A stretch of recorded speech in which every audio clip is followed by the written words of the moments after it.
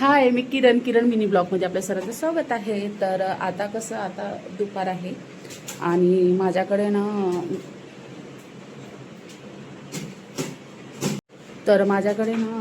तूप झालेलं आहे आणि बाहेरून तुम्ही काही आणत नाही. सध्याच आता आमच्याकडे काहीतरी तुपाचे रेट 1000 रुपये केजी आणि गायचं आणि म्हशीचं 1000च्या आसपास आहे दोन्ही पण. आणि मग मी काय करते, जे दूध आणते त्यातलं दूधमधलंच मग साय जे राहते ते साचून ठेवते आणि 15-15 दिवसानंतर किंवा 8-8 दिवसानंतर घरीच लोणी तयार करते. तर आता पण मी तशीच क्रीम साचून ठेवलेली आहे. चला तर तुम्हाला दाखवते की मी लोणी कसं तयार करते घरी. तर मित्रांनो, दिसायला हा आईस्क्रीमचा डबा आहे, पण ह्याच्यामध्ये मी क्रीम ठेवत असते दुधाची. चला तर तुम्हाला दाखवते. तर एवढी मोठी क्रीम साचलेली आहे. तर ह्या क्रीमचं मला तूप तयार करायचं आहे. तर मंडळी, मी इथे मोठी कढई घेतलेली आहे आणि थोडीशी गरम झालेली आहे. आणि जे क्रीम साचून ठेवलेली होती तर ते क्रीम मला याच्यात टाकायची आहे. आणि खूप लोक ना वेगवेगळ्या पद्धतीने करतात, पण त्याच्यामध्ये कसं वेळ जातो, प्लस ते भांडी जास्त खराब होतात आणि मग तो ना कंटाळतो. मी काय करते, शॉर्टकटमध्ये हे करते, साचून ठेवते आणि मग लगेच टाकते. माझा शिव रडून राहिला माझ्या मागे. चला थांब बाबा, थांब, 2 मिनिटं झालं. बस अशी हे टाकून द्यायची. ही टाकली. याला एक आणखी सांगते, मला आंबट येणार नाही तुमचं तूप आणि खराब पण लागणार नाही. तर त्याच्यासाठी मी काय करते, आधी हे अर्ध दूध घेते, नंतर मी तुम्हाला सांगते की काय करायचं आहे. ठीक आहे, तोपर्यंत व्हिडिओमध्ये बनवून द्या. शिव रडत आहे, मी तोपर्यंत त्याला घेते. रडून राहिला तुझं म्हणून त्याला घेतलं आणि तूप पण हलवायचं आहे मला. पिल्लू रडू नाही, बघ ते बघ तुला काय म्हणतात बाकी. बरं, शिव रडू नको म्हणतो. मी त्याला वॉश करत नाही, डायरेक्टच त्यात टाकलेलं आहे. तर बघूया रिझल्ट कसा येते. तर काहीच माझा मुलगा ना खूप रडून राहिलेला आहे. मी त्याला आधी झोपून देते आणि बाकीची प्रोसेस मग, आणि तो थोडा वेळ हा चालू राहणार, याला वेळ लागेल. तर मी बाकीची प्रोसेस तुम्हाला नंतर सांगते. बघा, तर हा आता व्यवस्थित इथे होऊन राहिलेला आहे. ठीक आहे, याला वेळ लागेल. मी तेवढ्या उशिरा शिवला झोपून येते. चलो बाय, व्हिडिओमध्ये बनवून राहा.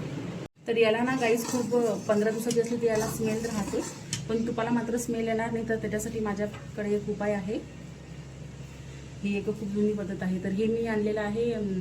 आपले तुळशीचे पानं राहतात, तर आपले तुळशीचे पानं घ्यायचे आणि मग असं याच्यात सोडून द्यायचं तुपामध्ये. जे तुम्ही तूप तयार केलेलं असं तुपामध्ये सोडून द्यायचं. ते छान त्याचा फ्लेवर त्यात सोडतो तुळशीचं पान, आणि खूप छान तूप तयार होतं. चला तोपर्यंत होते, व्हिडिओमध्ये बनवून राहा, मी येते. वेळ जर खराब असली ना आपली, तर कोणीच साथ देत नाही, कोणीच साथ देत नाही. आणि जर चालती जर तुमची चालू असली ना, न ओळखणारा व्यक्ती तुम्हाला सलूट मारून जातो आणि 2 शब्द बोलतो, का रे कसा आहेस. हा पावर असतो कशाचा, आपल्या श्रीमंतीचा म्हणा किंवा आपल्या स्टेटसचा म्हणा. हा पावर असतो.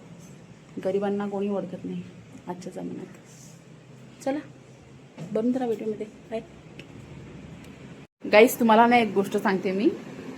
आता मी ना हा ड्रेस घातला, शक्यतो मी गाऊनच घालत असते.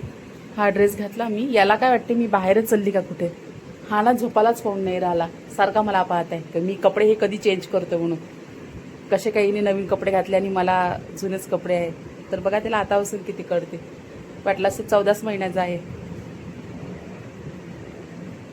तर मग बघून या की तिकडे जे तूप ठेवलंय त्याचं काय चालू आहे. खूप छान स्मेल येत आहे घरामध्ये. बघा गाईज, आता हा ना आता साईडने पूर्ण तूप सोडून राहिलेलं आहे. म्हणजे तूप तयार व्हायला चालू झालेली आहे प्रोसेस. तुळशीचे पान टाकल्यामुळे स्मेल खूप छान होऊन राहिली. आता याला वेळ आहे आणखी. चलो, छानपैकी असं तूप तयार झाला.